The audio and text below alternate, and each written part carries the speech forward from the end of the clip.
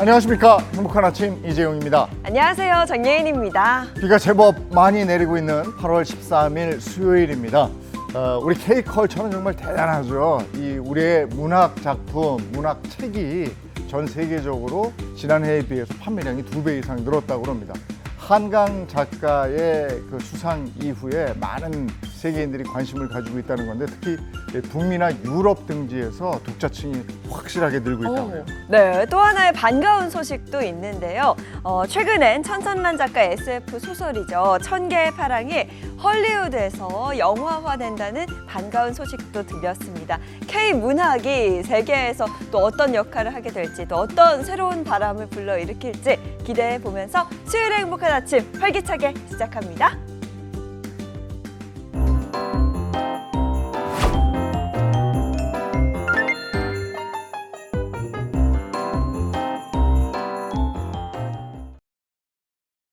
네, 수요일 아침에는 어떤 소식들이 들어와 있을까요? 모닝픽부터 시작하겠습니다. 김성환 시사평론가와 함께합니다. 어서 오세요. 네, 안녕하세요. 안녕하세요. 첫 번째 모닝픽 어떤 겁니까? 첫 번째 모닝픽 또 시작될까입니다. 네, 또 시작될까? 또라고 하니까 뭔가 좀 걱정이 되는데요. 뭐가 시작된다는 거죠? 제가 이 또 시작될까 이렇게 내렸잖아요, 네. 뒤를. 네. 제 말투에서 좀 걱정이 느껴지시는 분들이 네, 있으실 네. 것 같아요. 보통 만약에 좋은 소식을 제가 전해드린다고 하면은 또 시작될까 이렇게 얘기를 했을 것 같거든요. 근데 코로나19 바이러스 유행이 다시 아이고. 시작된다 아유. 이런 얘기입니다. 그러니까 당연히 좀 걱정될 수밖에 없는 상황인데요. 이 질병관리청에 따르면 221개 병원급 의료기관에 코로나19 입원 환자가 지난달 27일부터 이달 2일까지 220명이 발생했다고 합니다. 이는 5주 만에 3배 이상 늘어난 수치라고 하는데요. 이 코로나19 한창 유행일 때 아셨다시피 한번 코로나19 환자가 발생하면 계속 그 이후에 늘어나는 추세를 보이잖아요. 이 질병청도 한 2주 정도는 앞으로 최소한 늘어날 것이다 이렇게 얘기를 하고 있습니다.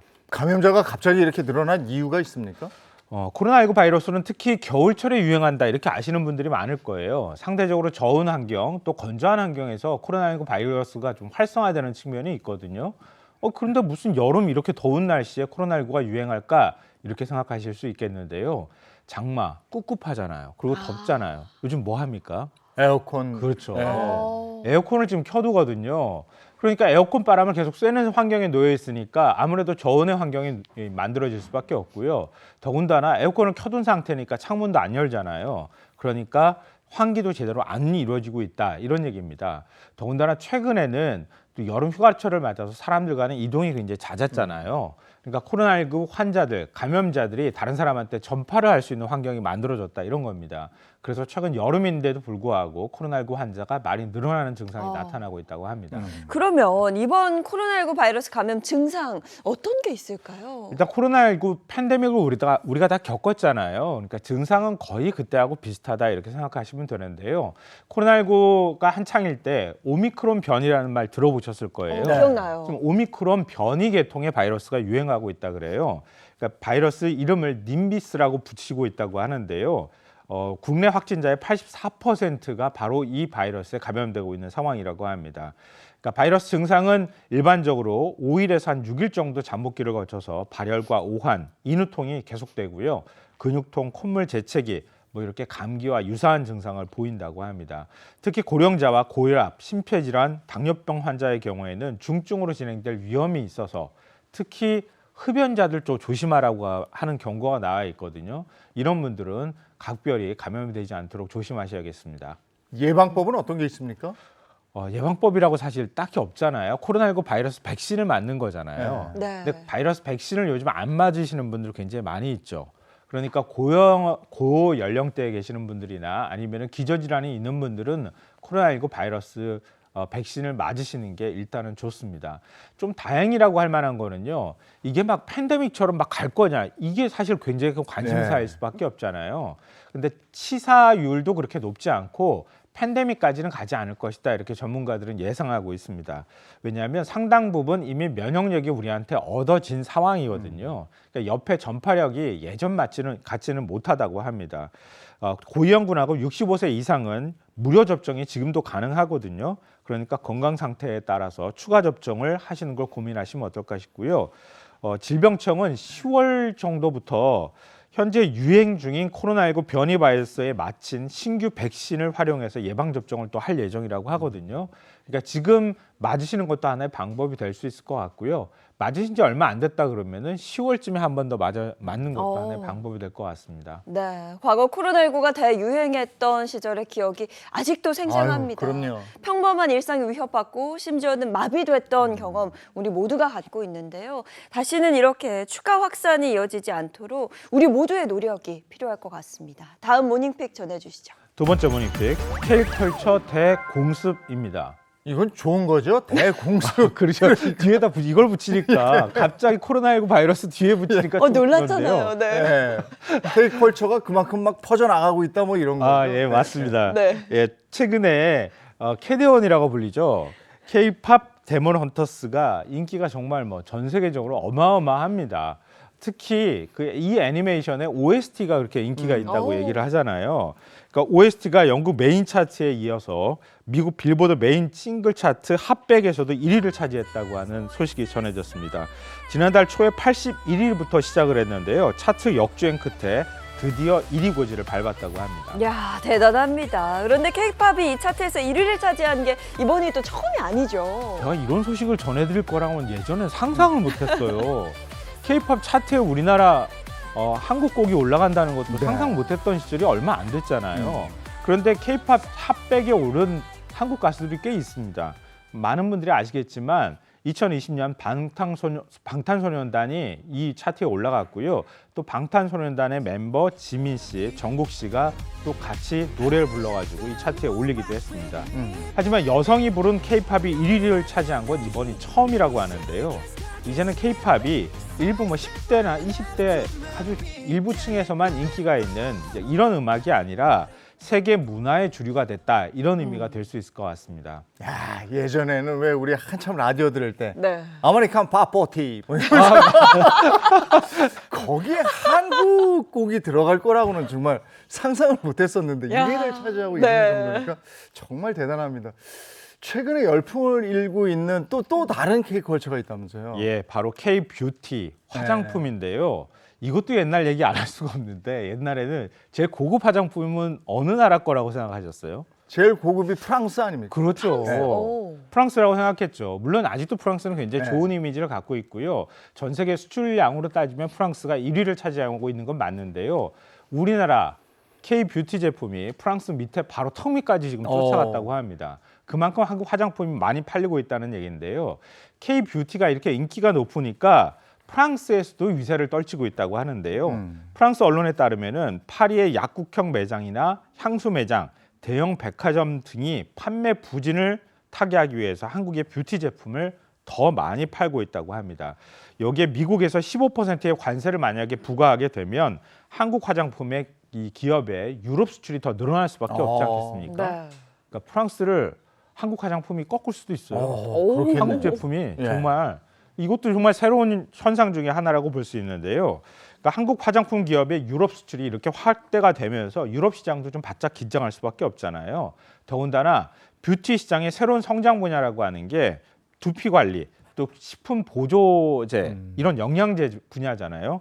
이 부분에 있어서도 K-뷰티의 장악력을 걱정할 지경에 이르렀다, 이런 소식까지 지금 전해지고 있습니다. 네, 작지만 강한 나라, 전 세계를 뒤흔들고 있는 K컬처. 앞으로 또 어떤 새로운 열풍을 불러일으킬지 기대하겠습니다. 다음 모닝픽은요? 세 번째 모닝픽 주차가 뭐길래입니다. 이 주차차 가지고 어디 가려면요, 주차가 그곳에 되는지 어디다 주차를 해야 되는지 이거부터 확인하게 되는데 네. 주차 문제가 정말 점점 심각해져요. 네, 맞습니다. 직구할 때 뭘 제일 고려하십니까? 이렇게 물어보면 아마 세 손가락 안에 주차 환경이 그럼요. 들어갈걸요. 아, 거기 가면 주차 편합니까? 예. 혹시 이웃 간에 주차 문제로 다투지 않습니까? 이런 얘기들을 하게 되는데요. 저도 그런 이제 불편함들을 많이 겪고는 있는데, 과거에도 이웃 간에 이렇게 갈등이 있었던 적이 많이 있었는데 이제는 그 도를 넘어서고 있다, 이런 얘기가 나옵니다.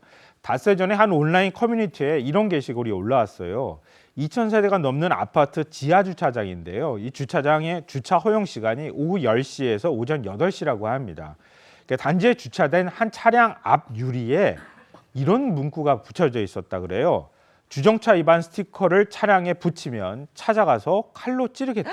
어휴, 일종의 다른 사람이 뭔가 행동을 하면 내가 가만두지 않을 거야. 어. 이런 협박 메모를 붙인 건데요. 이 경찰의 수사에 나서니까 이 차량 주인이 자신이 붙인 거다. 붙인 것은 아니다. 이런 취지로 얘기를 했다고 하는데 그 차량 앞에는 분명히 붙여 있었거든요. 네. 그러니까 경찰이 CCTV를 분석해서 정확한 사건 경위를 조사하고 공중 협박죄 등의 혐의를 적용하는 방안을 검토하고 있다고 합니다. 네, 또 뭐 뉴스를 통해서도 많이 봅니다만 특히 부족한 주차 공간 때문에 이웃 간의 갈등도 굉장히 많이 벌어지거든요. 이건 뭐 그냥 다툼을 하는 게 뭐 잠깐 말싸움을 하는 정도 수준이 아니고요. 만약에 흉기를 든다. 네. 이건 굉장히 심각한 수준인데요. 가스총을 발사하겠다고 위협하는 것. 이것도 또한 흉기로 위협하는 거랑 똑같은 겁니다. 이런 일들이 발생했는데요. 이틀 전에 채널A가 공개한 영상을 보면은 서울 양천구의 한 아파트 주차장에서 주차 문제로 시비가 붙었습니다. 그러자 호신용 3단봉을 들고 있던 20대 남성이 바닥에 놓은 가방에서 권총 모양의 가스 분사기를 꺼내 위협을 가하는 모습이 공개가 됐는데요. 어머. 위협을 당한 주민에 따르면 자신이 남성의 아버지에게 주차선을 좀 잘 지켜달라 이렇게 얘기를 하니까 그 남성이 흥분하면서 다가오더니 가스 분사기를 들고 이거 제가 방송에서 전해드려야 되나 좀 고민이 될 정도인데요. 머리에 구멍을 내준다. 예. 이런 얘기를 했다고 합니다. 일종의 협박을 한 겁니다. 그러니까 현재 이 협의로 이 남성은 입건이 된 상태에서 경찰 조사를 받고 있다고 합니다. 아니 뭔가 화가 나 있어요. 네. 특히 주차 문제 이런 거에 대해서는 뭐라고 얘기하면 제가 좀 옮길게요 하면 되는데 그걸 네가 뭔데 나한테 얘기해 이러면서 화를 내는데 이게 칼 나오죠. 3단봉 나오죠. 네. 가스 부산. 이게 말이 됩니까? 주차 가지고. 자, 다음 모닝픽은요. 네 번째 모닝픽 700억 원 찾아가세요입니다. 네. 700억? 근데 뭐 700원도 아니고 어. 700억 원을 찾아가세요라는 건 찾아가지 않고 있다는 거잖아요. 네, 맞습니다. 누가 저한테 찾아가세요 이렇게 얘기해 얼른 찾아가 700억. 이런 생각하는데요. 찾아가지 않아서 문제가 되는 어. 거거든요. 바로 쌓여만 가는 카드사 포인트입니다. 아. 금융감독원의 최근 5년간 카드사 포인트 소멸액 현황에 따르면요. 지난해 8개 카드사의 포인트 가운데 717억 원이 소멸됐다고 합니다. 올해 상반기를 따져도 사라진 포인트 소멸액이 365억 원에 달한다고 하거든요. 그러니까 가장 많은 금액의 포인트가 소멸한 카드사는 H사로 이 카드사에서만 무려 102억 원이 사라졌다고 합니다. 그런데 8개 가운데 3개 카드사는 제휴 포인트를 공개하지 않아서 이번 집계에서 제외가 됐다고 하거든요. 그러니까 대략 그렇게 생각해 보면 한 1,000억 원 정도가 그냥 슉 사라지고 있는 거예요. 그러니까 포인트 나한테 남아 있는 게 얼마였는지 한번 좀 확인해 보셔야 될 것 같아요. 카드를 사용하면 포인트가 쌓이는 거고 포인트가 쌓이면 그걸 사용하면 되는 건데 네. 사람들이 깜빡 잊고 그거 사용하지 않으면 소멸시효가 있군요. 그러니까 없어진다는 얘기인데 그렇게 해서 사라진 게 700억이다 이거죠. 예, 맞습니다. 그러니까 원래 쌓이는 포인트는 얼마나 많겠습니까? 그러네. 그 중에 700억 원이 사라진다는 네. 거니까요. 포인트 적립액이 2021년 3조 한 900억 원가량이 됐거든요. 근데 지난해에는 5조 9,400억 원으로 3년 사이에 무려 92%가 늘어났습니다. 그만큼 카드를 많이 우리가 사용하고 있다는 얘기거든요. 또 포인트 적립이 되는 카드를 또 많이 사용하고 있다는 얘기도 되겠죠. 올해는 포인트 적립액이 6조 원을 넘어설 것으로 보이거든요. 그러면은 전체 카드 소멸, 그러니까 쌓는 그 포인트 가운데 한 1%에서 6%가 소멸시효가 돼서 사라진다고 하거든요. 네. 그러면은 수백억 원 이상의 포인트가 그냥 허공으로 휙휙 날아가고 있다는 얘기입니다. 네. 이거 우리가 안 챙기면 아무도 안 챙겨주는 거거든요.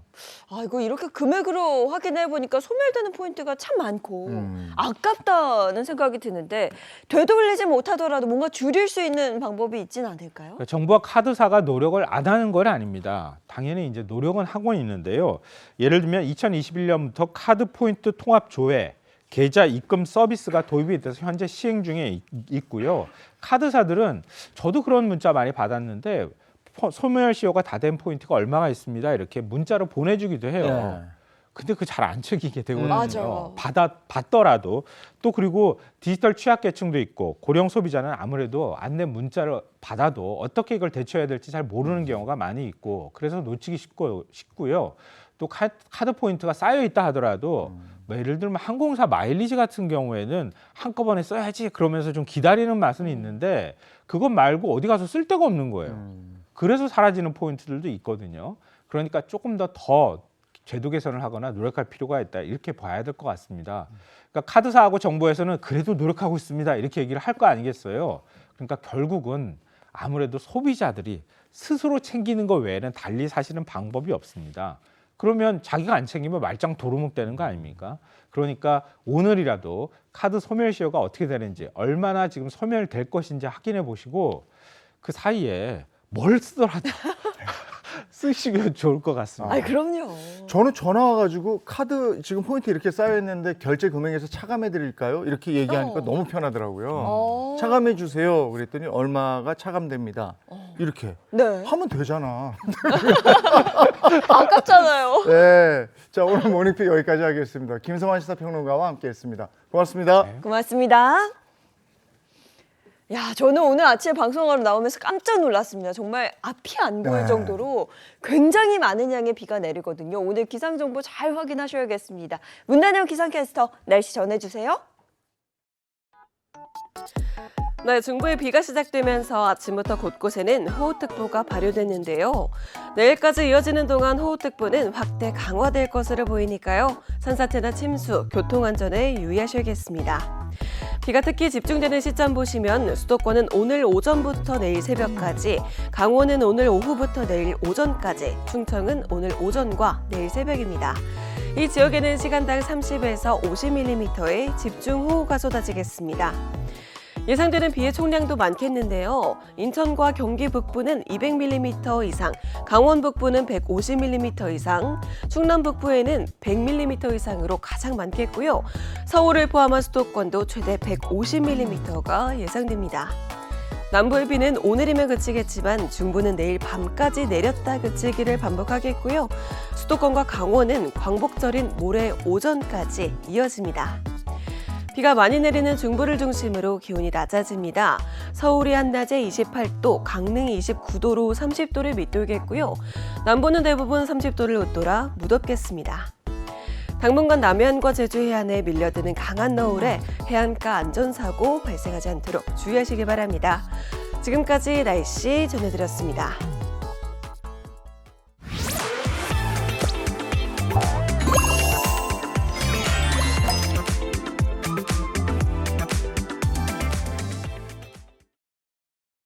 행복한 아침 함께하고 계신 지금 시각이 7시 48분이 됐네요. 이제 연예계 소식 알아보겠습니다. 연예계 이슈 시간입니다. 네, 다양한 연예계 소식 오늘도 이 세 분과 함께합니다. 어서 오세요. 안녕하세요. 오늘도 정확한 연예계 소식만 전해드립니다. 대중문화 전문기자 홍정선입니다. 재미 보장 연예계 소식을 전해드립니다. 미남 전문 기자 최정아입니다. 네, 아주 숨겨진 이야기까지 낱낱이 파헤치는 파묘꾼이죠. 연예계 덕후 박은영입니다. 네, 연예계 이슈 첫 번째 소식은 뭔가요? 네, 지난주에 연예계를 아주 떠들썩하게 만들었던 그런 대형 사건이 있었는데요. 바로 배우 정우성 씨가 글쎄 유부남이 됐다는 소식인데요. 그 진실 낱낱이 한번 파헤쳐 보도록 하겠습니다. 네, 화제를 모은 정우성 씨의 혼인신고설 자세히 좀 전해주시죠. 네, 지난 5일이었습니다. 한 매체에서요. 정우성 씨가 혼인신고를 마쳤다라는 기사를 게재를 하게 됐는데요. 구체적인 결혼식 여부나 일정 등은 공개가 되지 않았습니다. 혼인신고를 마친 인물에 대해서는 정우성 씨가 힘든 시기를 겪을 때마다 곁에서 힘이 돼준 오랜 연인 관계인 비연예인 여자친구인 것으로 알려졌습니다. 이 보도와 관련해서 정우성 씨의 소속사 측에서는요. 이 정우성의 개인적인 사적인 부분이라 회사 차원의 공식 입장은 드릴 수 없는 점 양해 부탁드린다라면서요. 과도한 관심과 추측은 자제해달라라고 조심스러운 입장을 전하기도 했습니다. 혼인신고가 사실인지에 대해서 시원하게 밝혀진 게 아닌 것 같은데 네. 그럼 기자분들은 이거 취재하시잖아요. 어때요? 취재했습니다. 결과는 조금 이따 말씀드리고요. 우선 이제 최 기자가 이 전해주신 소속사 입장문에도 어쩌면 답이 있습니다. 보통 이 연예계 소속사들은요, 이 앞으로의 활동, 이미지 이런 거를 위해서 사실과 다른 부분이 보도되거나 이렇게 알려지면 적극적으로 해명에 나서거든요. 근데 이번에 이 보도자료 입장문을 보면 부인하지 않고 사생활로 압축하고 있어요. 아, 사실이구나. 이 보도 맞구나. 이렇게 생각할 수 있는데 그래서 직접 소속사 관계자에게 확인했습니다. 네. 사실이고요. 그리고 상대도 10년 넘게 교제해온 그 여성 맞습니다. 네. 그런데 아무래도 이번 정우성 씨 소식에 더 관심이 쏠린 이유가요. 지난해였죠. 정우성 씨가 혼인의 출생자, 일명 혼외자 스캔들이 있었습니다. 아들이 태어났다 이 기사를 전해드린 적이 있는데, 그러니까 이번에 혼인 신고를 한 여성과 이 아들의 어머니와는 각각 상대가 다른 거죠. 네, 그렇습니다. 지난해 정우성 씨가요, 모델 문가비 씨와 이 아이, 그러니까 문가비 씨가 아들을 출산했는데 이 아들의 친부가 정우성 씨다라고 이 뉴스가 전해져서 사실 작년에 한번 연예계를 발칵 뒤집어 놓은 적이 있습니다. 두 사람은 한 모임에서 처음 만나 문가비 씨가 지난해 3월 출산한 것으로 알려졌는데요. 정우성 씨는 이 시상을 하러 나온 청룡 이 영화제, 이 청룡 영화상에서 아버지로서 아들에게 책임을 다하겠다라는 입장을 공식적으로 밝힌 바가 있습니다. 문가비 씨와의 결혼에 대해서는 하지만 언급하지 않았죠. 그리고 제가 당시에 취재를 했을 때 두 사람 사이에 결혼은 없다. 그리고 출산 부분에 있어서는 문가비 씨가 이 아이를 낳겠다라고 본인이, 그러니까 다 큰 성인이 이제 결정을 한 거예요. 그 성인의 여성의 이 결정권이 있었다라는 부분 한번 말씀드리고요. 하지만 이 정우성 씨가 이번에 혼인 신고를 한 이 여자친구 같은 경우는 문가비 씨는 아닙니다. 일단 이 오랜 기간 제가 아마 처음으로 보도를 해드렸었던 것 같은데 정우성 씨가 이 비연예인 여자친구 같은 경우는 거의 10년에 가까운 시간 동안 정말 오래 만난 비연예인 여자친구고요. 또 해외를 왔다 갔다 하면서 자기 일을 하는 사람이에요. 그런데 보통의 많은 연인이 그렇듯 한 10년 정도 만나다 보니 중간에 헤어지는 기간도 있었습니다. 네. 근데 이 기간에 문가비 씨를 만나서 이제 문가비 씨가 출산을 결심을 하게 됐다라고 설명을 해드리고요. 정우성 씨 오래 사귄 이 여자친구가 재회 후에 이 혼외자 소식도 알게 됐습니다. 사실 혼외자가 있다라는 사실이 뉴스로 먼저 전해진 거냐, 그럼 여자친구를 모르고 있었냐라고 작년에 물어보시는 분들도 있었는데 여자친구도 이 기사가 나오기 전에 이미 알고 있었고요. 둘 사이는 현재까지도 변함이 없는 것으로 취재가 됐습니다. 그런데 이런 상황에서 정우성 씨가 혼인 신고를 한 이유가 있겠죠. 있죠. 이 정우성 씨가 이 혼인 신고를 했다고 알려진 그 일반인 비연예인 여자친구랑 그 서울 삼성동에 있는 다세대 주택 여기에서 뭐 장기간 동거했다 이렇게 알려졌죠. 이 사실은 정우성 씨가 이 여자친구를 이렇게 숨기거나 그 감춘 적이 없어요. 이 지인들한테 공공연한테 소개했고, 그래서 영화계에서 알만한 사람은 알고 있었고, 특히나 그 삼성동 다세대 주택에 오랜 친구와 함께 살고 있죠. 이정재 씨. 이정재 씨도 이제 여자친구가 있잖아요. 커플과 동반 데이트도 하고 그렇게 했기 때문에 이제 알만한 분들은 많이 알고 있었는데, 바로 그 지난해 이 이제 아이가 태어났을 때 이때 여자친구가 옆에서 오히려 뭐 비난하고 이런 게 아니라 힘도 대주고 조언도 해주고 그랬다고 그래요. 그렇게 보여준 어떤 믿음에 대해서 본인의 어떤 고마움을 표시하고 싶었을 거고, 또 사랑에 대한 어떤 약속 으로서 혼인신고만 한 게 어디 있겠습니까? 그런 마음들이 합해져서 혼인신고를 했다. 소속사 관계자는 그렇게 설명했습니다. 네, 지금도 많은 분들이 지켜보고 있는데 현재 반응이 어떤지도 궁금합니다. 제가 봤을 때 정확히 반반으로 나뉘고 있는 것 같습니다. 이 앞선 반응 같은 경우에는 아들이 있는데 다른 이제 여성과 결혼을 하는 게 말이 되냐라고 분명히 지적을 하시는 분들도 있어요. 하지만 이 부분에 대해서 그냥 개인적인 생각을 말씀드리면 그렇다면은 아들을 낳았기 때문에 결혼을 하고 맞지 않았다고 이제 이혼을 하면 좋은 아빠가 되는 걸까요? 저는 이 부분에 대해서도 좀 많이 이제 사회적으로 좀 담론이 되어야 될 것 같다. 여러 가지 가족 구성원이 이제는 점점 생기는 과정이다라고 저는 받아들이고 있고요. 또 다른 의견에서는 정우성 씨가 혼외 자녀의 아버지로서 책임을 다하겠다라고 밝힌 만큼 이 부분은 계속해서 한번 지켜보자라고 응원의 목소리를 보내는 분들도 있습니다.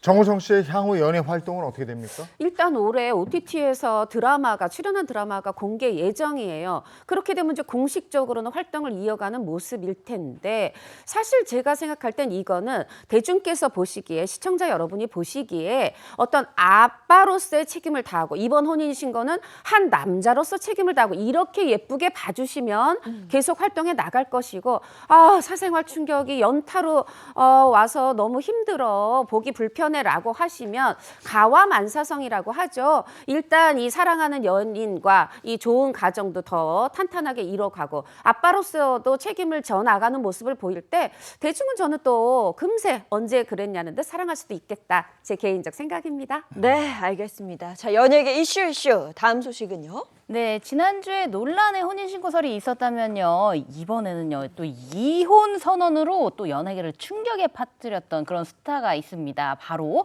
결혼 22년 만에 이혼을 선언한 홍진경 씨의 이야기 한번 준비해봤습니다. 홍진경 씨는 뭐 워낙에 활발하게 활동을 하고 있기 때문에 더 충격이 컸을 것 같은데 이거 어떻게 된 일입니까? 네, 지난 6일입니다. 홍진경 씨가 최근 이혼을 했다라는 최초 보도가 나왔는데요. 이에 대해서 소속사 측에서는 이혼한 거 맞다. 그리고 두 사람이 결혼 생활을 아주 원만하게 합의 이혼을 하게 됐다라고 밝혔습니다. 홍진경 씨 입장이요. 또 이례적으로 이 보도가 나간 그날 바로 이 너튜브 채널에서 공개가 됐는데요. 바로 절친인 정선희 씨의 너튜브 채널이었습니다.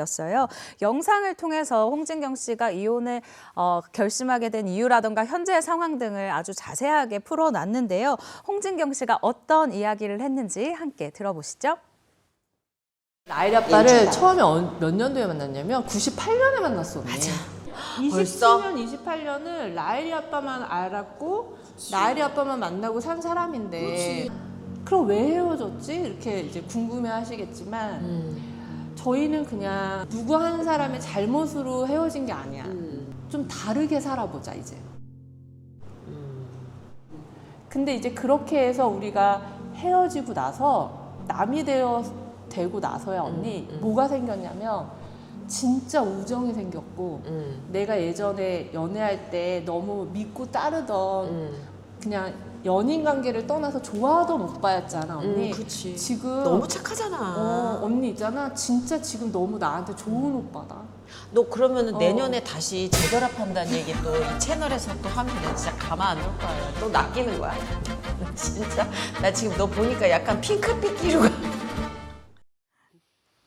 네, 이혼은 했지만 지금 이야기하는 거 보니까 굉장히 뭔가 편안해 보이거든요. 편안해 보이죠? 지금 이제 이번에 알려졌지만 이혼한 건 수개월 전이다 이렇게 알려지고 있고 저는 좀 꽤 됐다 이렇게 표현하고 싶습니다. 사실 이제 슬아의 중학생 딸이 있는데 시어머니가 교육자시셔서 아이가 좀 더 잘하면 대중에게 알려라 이렇게 얘기를 하셨는데 이게 또 기자들한테 스물스물 소문이 나서 소속사로 계속 이 이혼 확인 취재가 들어간 겁니다. 그러다 보니까 더 이상 미룰 수 없어서 이렇게 본인의 어떤 절친 언니인 정선희 씨 채널에 이렇게 출연해서 개인 채널에 출연해서 얘기를 한 건데 이 홍진경 씨 2003년에 결혼해서 뭐 20년 넘게 이렇게 잘 살다가 어떻게 보면은 이제 남은 시간은 따로 또 잘 살자. 지금까지도 잘 살았지만 앞으로는 따로 또 잘 살자. 요런 생각으로 합의 이혼을 했다고 해요.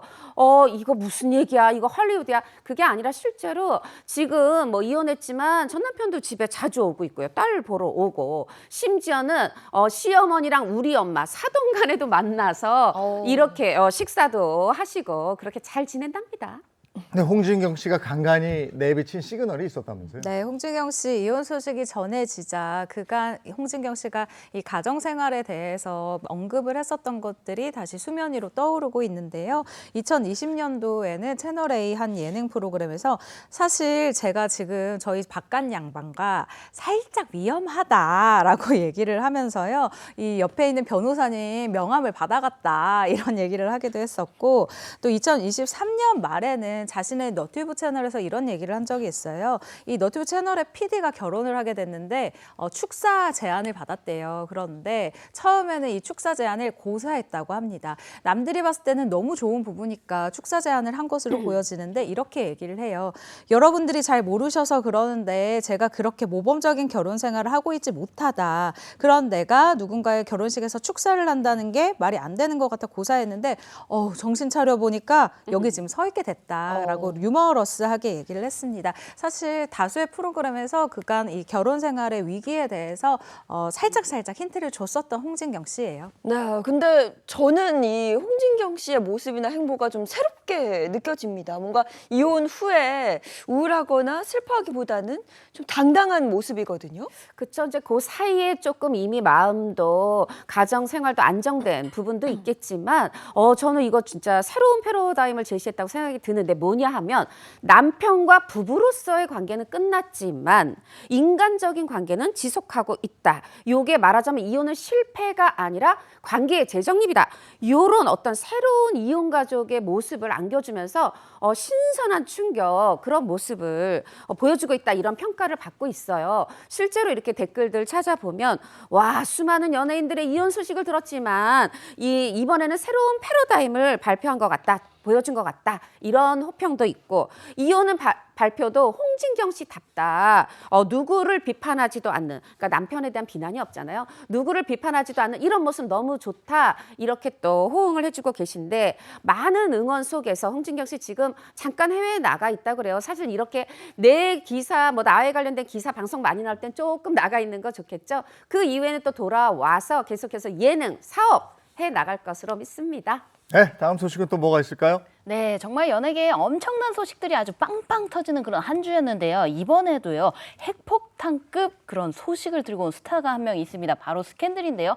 배우 박시우 씨가 글쎄 불륜주선 스캔들의 주인공으로 떠올라 연예계가 아주 발칵 뒤집혔습니다. 불륜주선 스캔들입니다. 이게 대체 어떻게 된 일일까요? 그러니까요. 이 제목만 보면 정말 막장 드라마 제목 같다라는 생각이 들 정도로 센데요. 일단 지난 5일입니다. 한 여성이 자신의 SNS를 통해 전 남편과 관련된 폭로를 시작하면서부터 시작이 됐습니다. 이 해당 여성은요. 저도 사실 이게 제 알고리즘에 떠서 SNS를 통해서 봤는데 쾌걸 박시우야 나한텐 형수님 하더니 여자 해준 것이 2020년부터 너 적당히 했어야지 라면서 이 박시우 씨를 정확히 저격하는 듯한 글을 올려서 저도 이게 급하게 막 캡처를 했던 기억이 나거든요.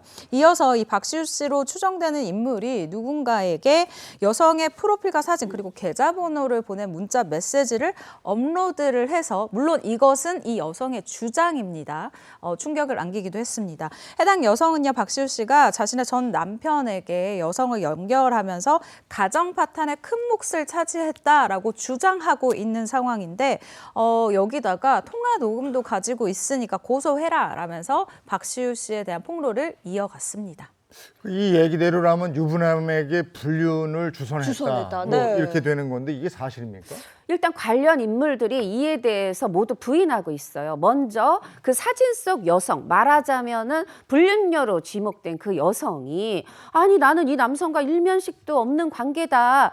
지금 내가 오해와 피해를 받고 있다. 이거 즉시 삭제하지 않으면 법적 대응하겠다. 이렇게 강력하게 반박을 했습니다. 그랬더니 처음에 이 사진 올리면서 이 시우야 이랬던 이 여성분이 아니 모르는 거 확실하냐 기억 더듬어 봐라. 이렇게 다시 또 댓글을 달면서 대립각을 세우기도 했는데요. 여기서 이 당사자가 있죠. 이 박시우 씨가 불륜녀를 소개받았다는 그 남성, 글을 올린 여성의 전 남편, 이분이 한 매체와 인터뷰를 했습니다. 아니 박시우랑 나랑은 형동생 하는 사이일 뿐이고 여성을 내가 시우로부터 소개받은 적이 없다. 그리고 이 사진 속 계좌번호 시우 거 아니고 시우의 어머니 것이고 또 이 여성이라는 게 아니라 어떤 여성 사진이 있는데 그거 내가 오히려 시우한테 보낸 거지 시우가 나한테 보낸 거 아니다. 이렇게 얘기를 하면서 아무래도 이 글을 올린 말하자면 전 부인이죠. 뭔가 금전적 요구 때문에 이런 일을 벌인 것 같은데 이것 때문에 연예인인 박시우가 피해를 입어서 내가 시우한테 사과까지 했다. 이런 내용으로 언론 매체와 인터뷰를 했습니다. 그러면 박시우 씨의 입장은 어떤지도 궁금한데요. 사실 제가 이 글을 보자마자 바로 박시우 씨 소속사의 이 네이버에 나와 있는 그러니까 포털 사이트에 나와 있는 곳에 전화를 했는데 없는 번호라고 뜨는 거예요. 그래서 취재가 사실 굉장히 어려웠습니다. 그래서 박시우 씨 소속사 역시 공식 입장을 이제 통해서 밝혔는데 게시글과 관련해서 사실 무근의 허위 사실이라는 점을 명확히 한다. 이와 관련된 조속한 조치를 취할 예정이다. 라고 하면서요. 허위사실 유포로 인한 명예훼손 고소 민형사상 법적 조치에 우리는 준비를 할 것이다 라고 굉장히 강하게 얘기를 했습니다. 특히 이런 일방적인 폭로는 배우 죽이기에 나선 것으로밖에 보이지 않는다라고 굉장히 또 목소리를 높이기도 했죠. 네, 박시우 씨 측에서 이렇게 강하게 대응하는 이유가 뭐가 있을까요? 아, 사실 이제 박시우 씨가 정말 잘 될 만하면 이렇게 꼭 일이 터져요. 그것도 뭔가 이렇게 여성과 관련된, 이번에는 본인도 아니지만 예전에 2013년이었습니다. 연예인 지망생이던 여성을 성폭행했다. 이런 고소가 제기가 됐어요. 그때 이쪽에서도 이거는 무고다, 명예훼손이다. 박시우 씨도 또 고소를 하고 이렇게 고소 릴레이가 이어지면서 진흙탕 싸움이 계속이 됐는데 결국은 여성이 고소를 취하하면서 불기소 처분으로 사건은 종결이 됐는데 이미 뭐 이미지는 나락으로 갔죠. 그래서 네. 드라마 청담동 앨리스로 한참 막 주가 올리고 광고 막 찍고 이랬는데 이 광고에 대해서도 손해배상 다 하고 이러면서 금전적 피해를 입었고 뭐 중국에 가서 거기서는 활동을 잘했지만 국내에서는 활동도 못하고 인간관계는 다 정리되고 섬 아닌 섬으로 남은 어떤 그런 사건이 있었죠. 사실 연예인에게 성추문은 이 앞으로 활동하는 데 있어서 굉장히 큰 타격을 줄 수밖에 없습니다. 특히나 박시우 씨 같은 경우는 그 전까지 굉장히 뭐 완벽한 어떠한 뭐 여성을 구해주는 굉장히 좀 뭐랄까요, 멋있는 역할을 많이 했었던 남자 주인공 역을 많이 했잖아요. 그렇기 때문에 타격을 더 많이 받았다라고 평가할 수밖에 없는데 이 박시우 씨 지난 3년간의 공백 끝에 작품을 통해서 연기 변신을 꾀하고 있습니다. 그리고 예능 프로그램을 통해서 이 반려견과 함께하는 일상을 공개했어요. 조금 더 인간적인 모습, 배우 박시우가 아니라 인간 박시우의 모습을 대중에게 좀 노출을 하기 위해서 굉장히 애를 쓰는 모습이었는데 사실 이번 또 성추문의 논란, 그러니까 이번에 또 좋지 못한 소식을 통해서 사실 여부를 관계없이 이미지 타격을 분명히 입은 것으로 보여집니다. 그리고 내년에 공개되는 드라마 이 출연 소식으로 사실상 6년 만에 어렵게 또 작품으로 대중과 만나게 됐어요. 그런데 이번 스캔들이 터져버린 거죠. 그래서 더 강력한 대응을 통해서 일말에 내가 이 의혹을 아무것도 남기지 않겠다라는 강력한 의지가 보여지는 부분입니다. 네, 알겠습니다. 박시우 씨의 소식까지 짚어봤고요. 은영 씨, 이번에 또 다른 소식은요? 네, 이번에는요, 늪에 빠진 스타들의 이야기를 한번 준비를 해봤는데요. 과연 어떤 늪이냐? 바로 허위 광고에 늪에 빠진 그런 스타들의 이야기를 한번 준비를 해봤습니다. 허위 광고? 어떤 스타의 얘기입니까? 네, 첫 번째 스타는요, 바로 SES 바다씨의 이야기인데요. SES 바다씨 하면은 정말 아주 톡톡 튀고 솔직한 그런 매력으로 인기를 많이 얻고 있는 와중에 지난번에 또 K-팝 데몬 헌터스 그 인기 OST 있잖아요. We going up, up! 제가 하면 이렇게 노래가 힘든데 이걸 아주 시원하게 불러가지고 해당 작곡가도 야, 커버 영상 1위로 뽑을 만큼 엄청난 화제를 모으면서 인기 급상승 동영상 1위에 오르기도 했었죠. 네, 이렇게 최고의 인기를 얻고 있던 바다 씨가 허위 광고에 늪에 빠졌다. 이게 어떻게 된 일일까요? 최근 바다 씨가 자신의 개인 채널에서 한 제품을 소개했는데 일명 호주 크림으로 온라인상에서 불리는 제품이었어요. 그런데 바다 씨가 이 개인 채널에서 뭐라고 했느냐. 이 호주 본사와 독점 공급 MOU 체결. 이걸 딱 내세운 거예요. 무슨 소리냐. 호주 제품인데 본사랑 MOU 체결해서 독점으로 우리만 공급한다. 이걸 내세우면서 이 말하자면 드디어 국내 상용, 국내에서 제품을 판매하겠다 됐다 이렇게 말했던 거예요. 그러면서 여기서 더 나갑니다. 바다 씨가 저 이거 호주에서 처음 봤고 현지에서도 유명한 화장품으로 알려져 있어요. 말하자면 본인의 경험담처럼 네, 이렇게 네. 소개를 한 겁니다. 그런데 또 다른 개인 채널에서 새로운 사실을 제기합니다. 그거 호주산 컨셉트는 맞지만 경기도 김포에서 생산되는 국내 제품이다. 이렇게 얘기를 하면서 아니 그러면 호주에서 처음 봤다는 바다 씨의 경험 이거가 그러면 거짓이냐? 이렇게 되면서 질타를 받게 된 거죠. 네. 허위 광고 논란에 대한 바다 씨의 입장은요? 네, 바다 씨 논란이 일자마자 지난 5일입니다. 자신의 SNS를 통해서 공식 입장을 올렸어요. 손편지를 올린 건데요. 바다 씨가 이렇게 얘기를 합니다. 최근 너튜브 채널을 통해 소개된 제품과 관련해 실망을 드린 점 진심으로 사과드린다라면서요. 사실과 다른 내용으로 해당 채널을 시청하는 여러분에게 혼란을 드렸다. 이로 인해 많은 소비자분께 혼란과 불신을 드리게 된 점 마음 깊이 반성한다라고 밝혔습니다. 바다씨 소속사에서도 아주 발빠른 대응에 나섰어요. 이 공식 홈페이지에 사과문을 게재했는데 내용을 들어보시면 이 해당 콘텐츠는 외부 제작사로부터 제공된 시나리오에 따라 촬영된 광고 영상으로 바다씨는 제품의 실제 유통 실태나 허위 과장 여부에 대한 사전 정보를 전달받지 못한 채 대본에 따라 제작됐다. 말하자면은 이제 바다씨가 자신의 경험담처럼 제품을 소개했지만 이게 대본에 충실한 홍보였다. 이렇게 어떻게 보면 인정을 한 건데 네. 그러면서 이 해당 브랜드가 제공한 이 정보의 허위성 그리고 또 검증 책임을 회피한 정황이 나타나서 이거를 법적 대응에 나서려 한다.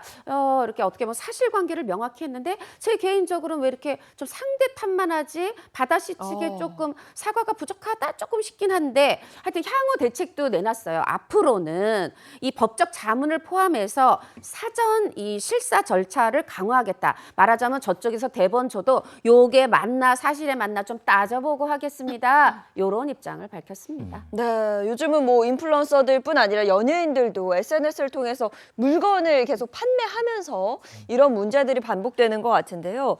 이 제품 이 허위 광고 논란에 휩싸인 게 바다씨가 다가 아니라면서요? 또 있다면서요? 네, 맞습니다. 또 한 명의 스타가 이 제품 홍보에 연루가 되어 있는데요. 바로 오형제맘 개그우먼 정주리 씨였습니다. 정주리 씨 역시 자신의 너튜브 채널을 통해서 이 화장품을 소개를 한 바가 있는데요. 정주리 씨의 주장에 따르면 이 광고 게시물을 올리고 난 후에 여러 경로로 이 제품에 대한 제보를 받았다고 합니다. 그래서 정주리 씨는 사실과 다른 내용을 포함한 광고에는 참여할 수 없다라는 의사를 브랜드 측에 밝히고요. 그리고 게시된 광고를 삭제했다라고 밝혔는데요.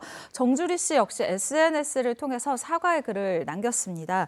저를 믿고 제품을 구매해 주신 분들이 있다는 걸 알기에 책임이 막중해서 더 죄송한 마음이라면서요. 앞으로는 모든 일에 신중하게 임하며 행복한 웃음을 선사하는 개그우먼 정주리가 되겠다라고 팬들에게 사과를 했는데요. 사실 여기서 저희가 놓치면 안 되는 게 있습니다. 제가 추가 취재를 해봤는데 이 네. 업체에 대한 부분이에요. 물론 연예인들 이거 잘 알아보지 못하고 대중에게 소개한 거 혼나야 됩니다. 당연히 혼나야 하는데 말장난으로 이렇게 대중을 기만하게 이렇게 유도를 한 이 업체 역시도 사실은 우리가 놓쳐서는 안 되거든요. 이 부분에 대해서도 대중이 어떤 회사인지 다시 한번 인지하고 이 회사에 대해서도 매섭게 질책을 해야 되는 시기다라는 생각이 듭니다. 맞습니다. 그리고 또 한 명의 피해자가 있어요. 이번에는 정주리 씨 사과를 했지만 이분은 피해자예요. 뭐냐면 한 예능 프로그램에 출연한 출연자인데 그 출연자도 이 광고, 이 제품 광고했었어. 이런 이제 또 논란이 제기가 된 겁니다. 했더니 이 출연자가 자신의 개인 SNS에 이런 글을 올렸습니다. 아니다. 나는 지금 이 제품을 사용하고 추천한 적이 없는데 마치 내가 사용하고 추천한 것처럼 내 사진과 이름을 도용한 거다. 그 업체가. 네, 나에게 문의한 적도 없고 나는 승인한 적도 동의한 적도 없다. 그래서 이미 2달 전부터 법적 대응을 시작을 했는데 이번 일을 계기로 해서 이렇게 불거지니까 정식으로 법적 조치에 들어가게 됐다. 이렇게 밝히고 있습니다. 이 업체가 상당히 여러모로 아주 좀 잘못된 행동을. 이거 아니죠. 근데 어쨌든 이번 일이 불거지고 이러면서 많은 분들 반응이 예전에 왜 너튜버들 그 뒷광고 논란 참 사회 문제 됐었잖아요. 그게 떠오른다 이러더라고요. 이게 너튜브와 결국은 관련이 되어 있기 때문인 것 같습니다. 지금은 이 연예인들이 아주 자세하게 이 기업 정보에 대해서 알아보지 못하고 홍보를 한 것이 문제가 됐고 예전 같은 경우는 말씀해 주신 것처럼 뒷광고가 굉장히 큰 문제가 됐는데요. 너튜브 열풍이 굉장히 뜨거웠던 그 2020년 일부 크리에이터들을 중심으로 업체에서 많게는 수천만 원의 돈까지 내면서 광고비를 받지 않은 것처럼 마치 내가 돈 주고 사보니 너무 좋더라 이런 광고를 하는 것처럼 이 대중에게 얘기를 하니까 대중이 생각할 때는 사실 저만 해도 그래요. 제가 좋아하는 연예인이 이거 진짜 제가 몇 통씩 쓰고 있는데요. 이거 제 돈으로 썼는데 너무 편하고요. 이렇게 얘기를 하면 혹하거든요. 근데 당시에 이게 문제가 됐던 거예요. 다비치의 강민경 씨, 스타일리스트 한예연 씨, 개그맨 이휘재 씨의 아내 문정원 씨, 인기 크리에이터 쯔양 씨 등이 연루가 돼서 이 제품을 믿고 구매한 소비자들로부터 배신감을 좀 얻었었던 상황이었습니다. 이렇게 사태가 커지자 표시 광고의 공정화에 관련한 이 법률 개정안을 통해서 최근에는 그러니까 그 뒷광고 사태 이후부터는 협찬을 받은 경우에는 본 제품은 제품 광고가 포함되어 있습니다. 혹은 유료 광고입니다라는 이 문구를 명시하도록 이 좀 바뀌었어요. 이번 논란을 통해서도 사실 이제는 인플루언서 그리고 연예인들이 참여하거나 바이럴 마케팅에 이 광고로 활용되는 이 내용 같은 경우는 사실 확인이 좀 현재로는 부실하다. 그렇기 때문에 적절한 교체가 필요하다라는 지적이 대중들 사이에서 굉장히 좀 여러 가지로 목소리가 나오고 있는 상황입니다. 네, 처음 어떤 제품을 접했을 때 그 제품을 믿는 것도 있지만 사실 그 제품을 홍보하고 광고하는 연예인을 믿고 구입하는 경우도 굉장히 많거든요.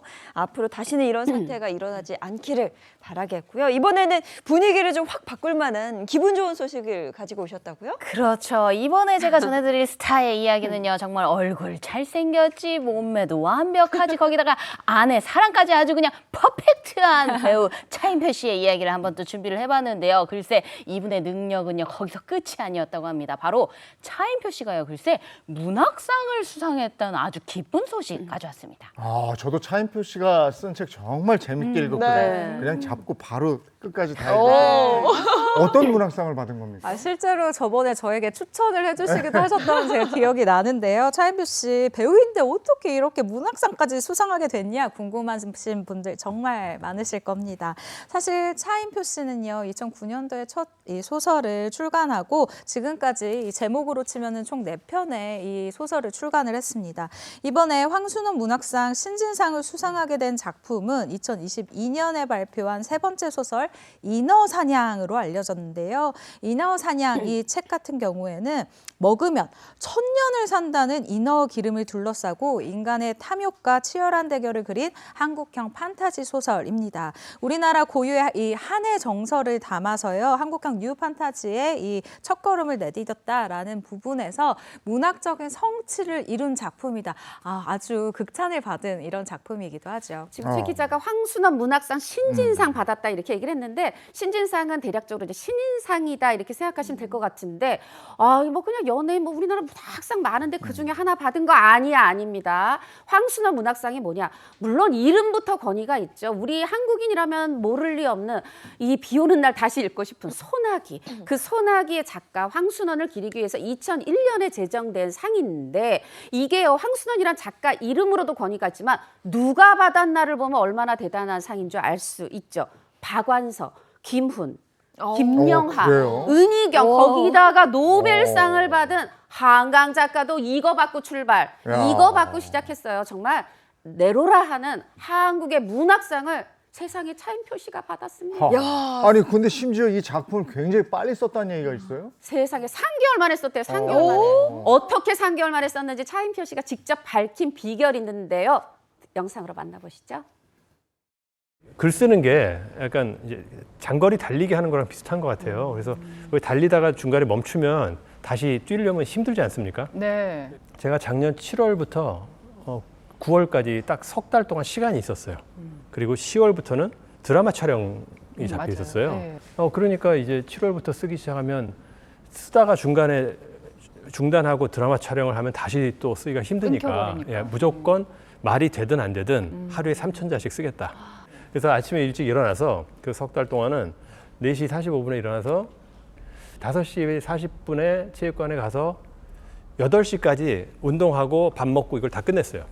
그러니까 그날은 이제는 운동을 더 안 해도 되고 샤워도 다 했으니까 그리고 이제 그때부터 앉아서 오늘 하루 3,000자를 쓰겠다는 마음으로 한 3달을 했더니 소설이 한 권 나왔습니다.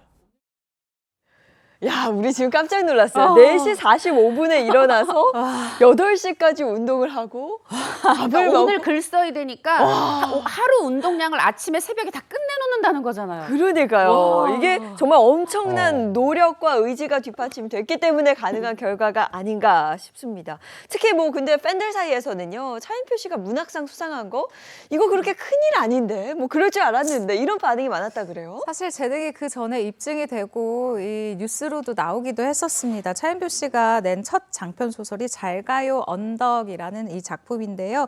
사실 MC분이 저에게 추천을 해준 작품도 이 작품이었어요. 앉은 자리에서 후루룩 볼 수 있다. 라고 해서 책을 읽어라 라고 얘기해 주신 작품이었는데 이 책이 사실은 이 판매 실적이 저조해서 이 폐간이 한번 됐었습니다. 근데 2021년도입니다. 언젠가 우리가 같은 별을 바라본다면 이라는 새로운 제목으로 재출간이 됐거든요. 그러면서 이 책이 세계 명문대 중 하나인 영국 옥스퍼드대 한국학과의 이 교재로 선정이 되는 이 쾌거를 이룬 거예요. 옥스퍼드대 모든 이 도서관에 비치가 됐던 거죠. 게다가 이 영국에서 제1회 옥스퍼드 한국문학 페스티벌을 개최를 하면서 차인표 씨를 첫 번째 초청 강사로 또 연사로 또 모시기도 했었던 거예요. 강단에 오르기도 하는 이런 영광을 누렸는데 이때도 아내 신혜라 씨가 함께 자리를 해서 눈길을 끌기도 했습니다. 네, 이때도 신혜라 씨하고 같이 갔다고 그랬는데 이번에 문학상 받았을 때 차인표 씨도 본인이 너무 좋았겠지만 네. 가족들은 또 얼마나 좋았을까요? 그쵸. 먼저 차인표 씨의 소감부터 전해드릴게요. 자신의 SNS 계정에 소감을 남겼는데 42세에 첫 소설을 출간했는데 58세에 신진 작가상을 받는다. 인생은 끝까지 읽어봐야 결말을 아는 장편소설 같다는 생각이 든다. 하루빨리 새로운 소설로 찾아뵙고 보내주신 성원에 보답하겠다. 어머 어쩜 이제 소감도 배우 같지 않고 작가 같죠. 네, 그리고 바늘이 가는데 실이 따라가지 않을 수가 없습니다. 아내 신혜라 씨 역시 차인표 씨의 수상에 SNS에 얼마나 자랑스럽겠어요. 이 축하 메시지를 남겼는데요. 신인 배우상을 이 30 직전에 받았는데 신진 작가상을 60 직전에 받게 될 줄이야. 꿈은 포기하면 안 되나 보다. 언제 이뤄질지 모르니까 라면서 SNS에 축하 메시지를 남기고 했습니다. 역시 뭐 대한민국 아내사랑 뭐 투톱하면 최수종 씨, 차인표 씨 이렇게 있는 것 같은데 차인표 씨의 아내사랑은 뭐 워낙 유명하잖아요. 근데 이렇게 보면 신혜라 씨의 남편사랑도 만만치 않은 것 같아요. 만만치 않아요. 일방통행이 어디 있겠습니까? 쌍방통행, 이 쌍방향으로 소통이 잘 돼야 사랑도 잘 되죠. 특히 차인표 씨는 예전에 영화 관련 인터뷰할 때도 늘 제가 뭘 잘하는 일이 있으면 그건 다 아내 신혜라 씨 덕분입니다 이랬는데 이번에도 제가 책을 낼 수 있었던 건 아내가 가장 든든한 지원군이었습니다. 이렇게 얘기를 해요. 근데 실제로요, 책을 내는 동안 한 번도 4권 낼 때까지 자신의 기준에서는 잘 된 적이 없는 거예요. 2009년에 처음 냈는데 그게 이제 재출간된 게 2021년인 것만 생각해도 그것만 생각해도 12년이잖아요. 그리고 16년 만에 신인상 받았는데 이렇게 글을 쓸 때마다 신혜라 씨가 와서 이렇게 얘기했대요. 아니야, 당신은 배우보다 작가로 잘 될 거니까 일단 쓰기나 해. 우선 써봐. 와, 이렇게 격려를 해주는 아내 최고입니다. 그러면 차인표 씨는 앞으로도 이제 작가와 배우 생활을 병행하게 되는 겁니까? 네, 이 재능을 썩히기 너무 아깝잖아요. 배우로서 활동을 일단 이어오고 있는 건 애니메이션 킹 오브 킹스에서 국내판 더빙 주인공으로 목소리 연기를 선보였습니다. 이 영화 굉장히 성적도 좋거든요. 그리고 작가로서는 자전적 성장 소설을 집필 중인 것으로 알려지고 있는데 최근에 또 출범한 이 마약 예방 및 치유를 위한 단체 응구라고 있어요. 근데 이곳에 또 선한 영향력을 그러니까 뭐 전달을 하기 위해서 마약은 나쁜 것이다. 예방의 교육에 굉장히 또 힘을 쓸 것으로 알려지게 되면서 여러 가지로 또 다시 주목을 받고 있는 상황입니다. 네, 이 책 좋다는 건 저도 이야기 들었거든요. 언젠가 우리가 같은 별을 바라본다면 집에 가서 저도 꼭 한번 읽어보도록 하겠습니다. 네, 차인표 씨의 수상 소식까지 연예계 이슈 함께했습니다.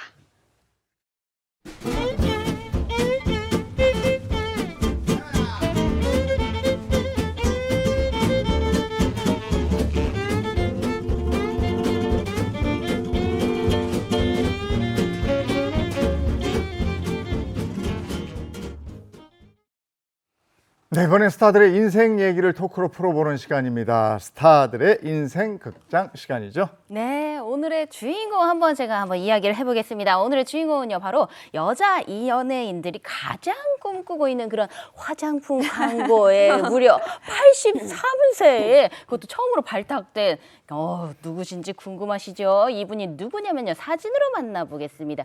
짜잔. 네, 바로 이 우아함이 안녕하세요. 네, 바로 국민 배우 김혜자 씨입니다. 너무너무 우아하시죠? 네. 근데 83세 화장품 모델은 이거 정말 전무후무한 기록 아닌가요? 맞습니다.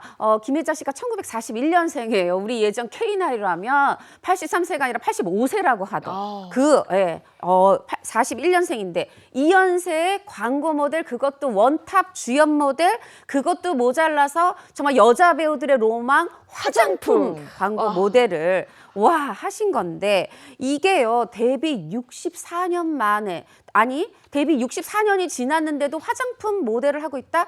김혜자 씨 이거 제가 보기에는 전성기 갱신 또 갱신 중입니다. 김혜자 씨 하면 뭐 다들 인정하실 거예요. 국민 배우이자 국민 엄마. 그죠. 이렇게 돼 있잖아요. 그리고 83세 이 나이에도 탑이에요. 대단하신 거예요. 네, 연기로는 정말 명실상부한 탑이다라고 얘기를 할 수 있는 게요. 백상예술대상을 포함해서 방송사에서 주는 이 대상을 무려 8회나 받았습니다. 이 엄청난 기록이고요. 그리고 얼마 전에는 로맨틱 코미디 드라마에서 배우 손석구 씨와 나이를 잊은 이 로맨스 연기를 펼치기도 했습니다. 최근에 또 단독 다큐멘터리 주인공으로서 가족과 손녀를 공개하며 또 한 번 화제의 중심에 섰는데요. 사실 이제 80세가 넘어간 이 대배우의 경지에 오르게 되면은 작품 속에서 이 주연을 맡는 것보다는 이 어린 주연 배우들을 든든하게 받쳐주는 인명 서포트를 해주는 역할을 맡게 되는 경우가 많아요. 흔히 말하는 주인공의 할머니, 할아버지 역할을 맡는 경우가 굉장히 많은데 김혜자 씨는 다릅니다. 이 작품에서 여전히 이 주연으로 활약을 하는 이 원로 배우의 자존심을 계속 굳건히 지키고 있는 분이죠. 네, 자 그렇다면 인생극장의 주인공이죠. 김혜자 씨의 과거부터 찬찬히 살펴보도록 하겠습니다. 전원일기 이야기 안 할 수 없는데 전원일기에서 워낙 연기를 잘하셨기 때문에 그 모습을 기억하시는 분들은 아무래도 시골 출신인가 이렇게 생각하실 텐데 현실은 완전히 다르다고 합니다. 네, 전원일기는 연기력일 뿐이었고 실제로는 뼛속까지 서울 여자라고 할 수 있겠습니다. 이 아버님이 미군정 시절에 이 재무부 장관 대리를 지냈던 대한민국 제2호 경제학 박사셨고요. 뿐만 아니라 또 어떻게 할아버지 더 대단하세요. 무역업 하면서 굉장히 개념이 있으셨어요.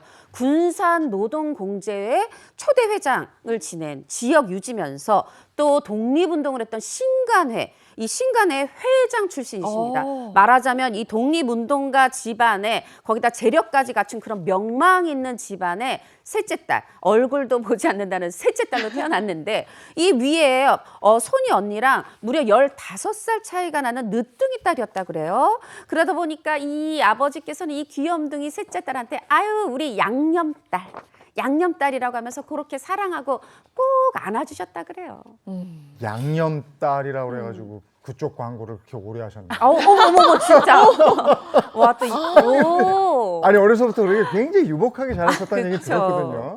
네, 맞습니다. 김혜자 씨의 집이 정말 엄청난 집입니다. 어릴 적에 이 집 마당 대지가 900평이었다고 하고요. 집 거실만 이럴 수가 있나 모르겠는데 집 여러분 거실만 200평이었다고 해요. 심지어 영화 촬영지로 이 집을 빌려주는 적도 있었다고 하고 집이 너무 넓으니까 나무가 많으니까 그냥 당연히 공원이겠지 하고 이게 집에 막 그냥 걸어서 들어오는 분들도 굉장히 많았다라는 거예요. 얼마나 유복했을지 짐작이 되시는 부분이죠. 아니 집이 200평이라고 해도 놀랄 텐데 지금 거실만 200평이라고 하니까 저는 상상이 가지 않네요. 근데 이렇게 유복한 환경 속에서 양념딸로 사랑 듬뿍 받았던 김혜자 씨 어떻게 배우의 꿈을 꾸게 됐을까요? 김혜자 씨는 학창 시절 때부터 아주 감수성이 풍부했다 그래요. 그럴 만한 게 그 200평 거실에요. 온갖 국내 분들이 다 와서 약간 외교 파티 하듯이 음악이 늘 틀어져 있고 사람들이 와서 담소를 나누고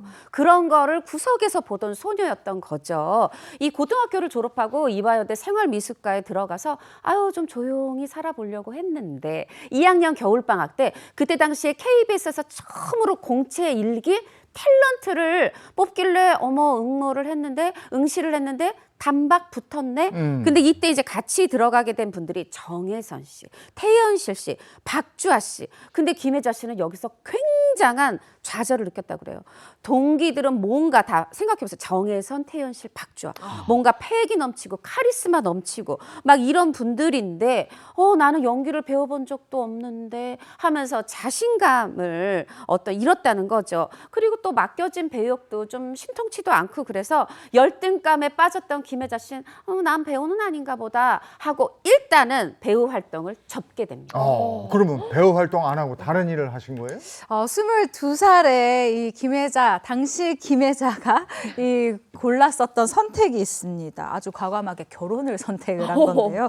김혜자 씨가 11살 연상에 이 사업가 남편과 결혼을 하면서 첫 아들을 품에 안고 자연스럽게 모든 활동을 쉬면서 주부로서의 삶을 선택을 했었다고 해요. 네, 그러면 김혜자 씨의 이 남편, 사업가 남편은 어떤 사람이었어요? 주변 분들 말에 의하면 술도 담배도 마시지 않는 법 없이도 살만한 착한 분이었다고 해요. 뭐 아버님께서 양념담 얼마나 그런데 특히야 이 남편분이요 최고 자랑할 부분은 김혜자 씨를 너무 사랑하시고 다 늘 예쁘게 보고 칭찬하셨다는 거.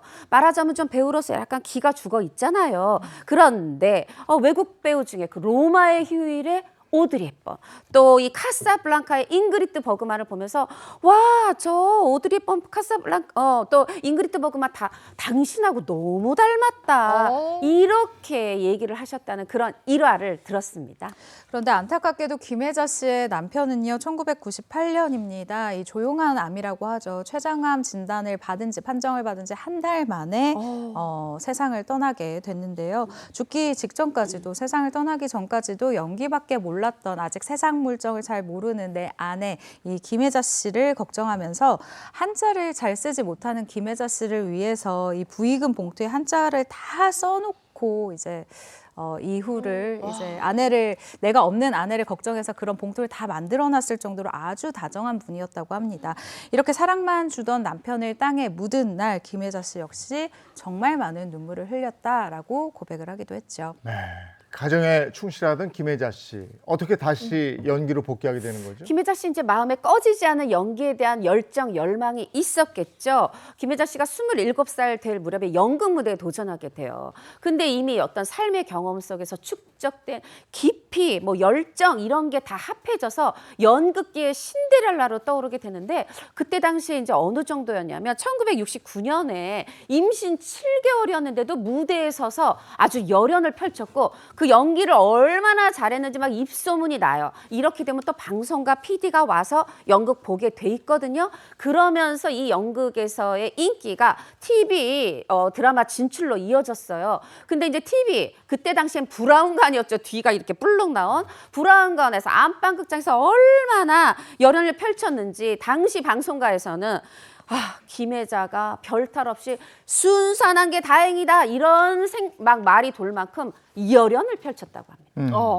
김혜자 씨 하면 빼놓을 수 없는 게 있죠. 김혜자 씨를 국민 어머니로 만든 드라마 전원일기인데 네. 이거 많은 분들이 봤을 거고 당시에 인기가 어마어마했죠. 어마어마했죠. 이 전원일기 최불암 씨랑 부부로 나온 그 드라마 무려 22년간 1980년도부터 시작해서 22년간 방영이 됐고 시청률이 40%를 넘나 들었어요. 그러면서 국민 엄마로 자리 잡는 아주 대단한 그런 상황이었는데 그러면서 나중에 이제 영화 마더까지 엄청난 또 연기력을 보였죠. 엄마 하면 김혜자 이렇게 됐는데 부작용도 있었다 그래요. 너무 오랫동안 최불암 씨랑 나오다 보니까 누구나 다 부부인 줄 아는 거죠. 그래서 실제로 이 아내분 김민자 씨랑 최불암 씨가 공항에 갔는데 사람들이 딱 보는 거죠. 아니 부인은 어디다 두고 지금 누구랑 어디를 가는 거야. 이런 식으로 얘기할 만큼 김혜자 씨 국민 엄마가 됐죠. 네, 그럴 때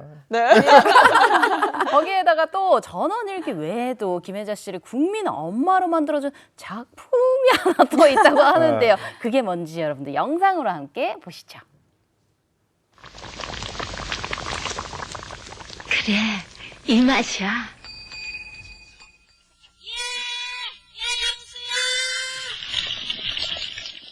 그래, 이 맛이야. 그래, 이 맛이야. 고소한데? 그래, 이 맛이야. 그래, 이 맛이야. 아, 그래. 이 맛이야. 야, 그 한마디인데 다 달라. 그러니까요. 표현이 다 달라. 네. 점점 깊이가 있지 않아요? 어. 마지막에 그래. 이 맛이야. 그리고 그게 무슨 뜻인지 알겠어. 네. 그렇죠. 야, 이것도 연기력이에요. 그러니까 우리가 찌개마다 국마다 열심히 넣어서 근데 이 광고도 꽤 오래 하신 걸로 알고 있는데요. 이 광고는요, 이 김혜자 씨가 사실 전원일기에 출연하기 전인 1975년도부터 모델로 활약을 했는데요. 전원일기를 통해 국민 엄마로 승승장구를 하게 되면서 이 조미료 광고 역시 굉장히 큰 사랑을 받게 됐습니다. 무려 27년 동안 전속 광고 모델로 활약을 했는데 당시 최장수 모델 부문 기네스북에도 오르는 엄청난 기록을 썼다고 하네요. 27년을. 그래 이 맛이야. 저 표현인데 그럼 27년. 30년 채우지. 네. 아니 국민 엄마 수식어를 근데 정작 본인은 부담스러워했다면서요? 네, 인터뷰 때도 정말 저는 국민 엄마 아니고 어떻게 보면 나쁜 엄마예요. 이렇게 얘기를 하셨는데 뭐냐면 일남일녀를 둔 이제 엄마죠. 그런데 본인 얘기가 평생을 배우로 살았고 연기할 때는 다른 거가 보이지 않아서 연기에만 집중해서 자녀들을 잘 돌보지 못했다. 오히려 기자들 앞에서 여러 번 반성문을 스스로 쓰셨는데 김혜자 씨 가슴에 콕 박힌 말이 하나 있다 그래요. 아들이 한 말인데 엄마는 연기를 할 때는 엄마 주위에 이렇게 뭔가 벽이 둘러쳐져 있는 것 같아서 더 이상 다가갈 수 없었다. 이렇게 말을 했는데 말하자면 김혜자 씨가 나는 그런 의도가 아니었어도 연기를 하면서 배우 김혜자로 살면서 자식들에게 본의 아니게 상처를 줬을 거다. 이렇게 굉장히 안타까워하고 미안해하셨어요. 네, 하지만 자녀들은 엄마 김혜자 씨의 이 노력을 너무나 잘 알고 있습니다. 그래서 굉장히 큰 사랑을 보내고 있는데요. 젊은 사람들 사이에서 왜 한때 가성비가 좋다라는 말 대신 해자롭다라는 말 쓰였던 거 아시죠? 네네. 여기에 아들의 지분이 있습니다.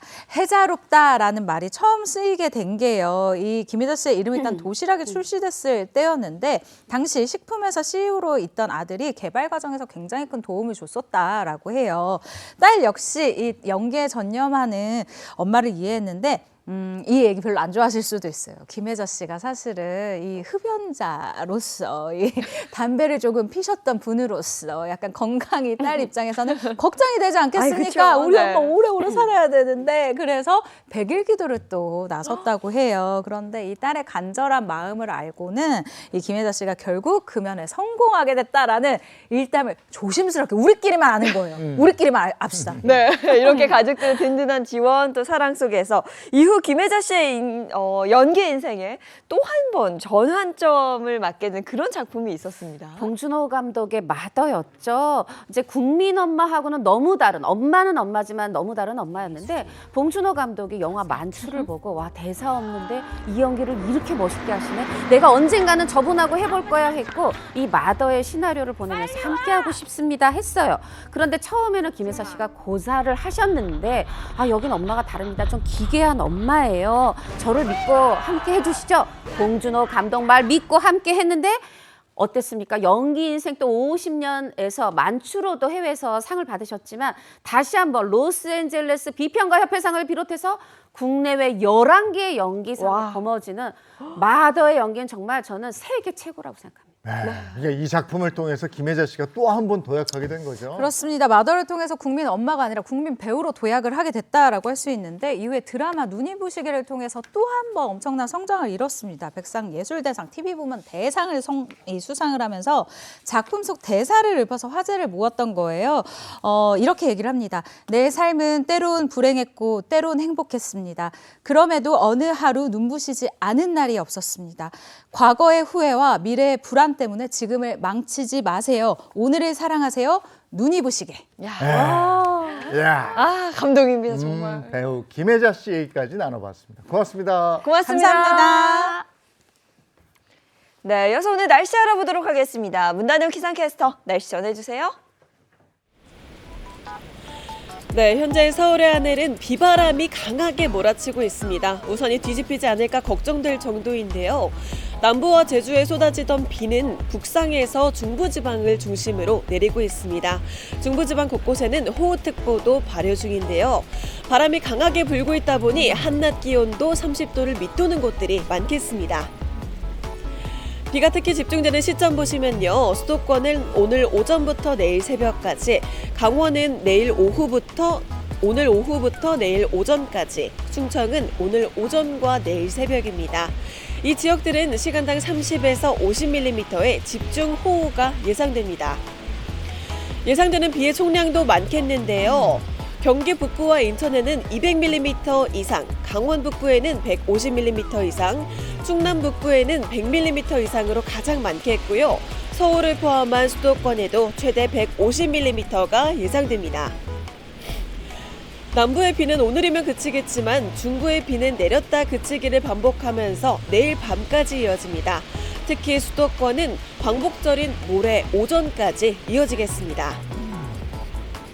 비가 많이 내리는 중부를 중심으로 기온이 낮아지는데요. 서울이 한낮에 28도, 강릉이 29도로 30도를 밑돌겠고요. 그 밖에 남부지방은 30도를 웃돌며 무더운 곳이 많겠습니다. 당분간 남해안과 제주 해안을 중심으로 강한 너울이 밀려오니까요. 해안가 안전사고 주의하시길 바랍니다. 지금까지 날씨 전해드렸습니다. 뭐든지 적당한 게 좋은 것 같아요. 네. 비도 적당히 와야지. 요즘 비 올 때마다 걱정이에요. 비 오고 나면 꼭 비 피해가 있어가지고. 그러니까요. 오늘 그냥 비가 온다 정도가 아니라요. 비가 굉장히 많이 내립니다. 외출하실 때 안전사고 발생하지 않도록 조심하셔야겠습니다. 좋은 하루 보내시고요. 저희는 내일 아침 7시 30분에 돌아올게요. 행복한 아침, 행복한 하루 되십시오. 고맙습니다. 고맙습니다. 즐거운 하루의 세상 Save the next channel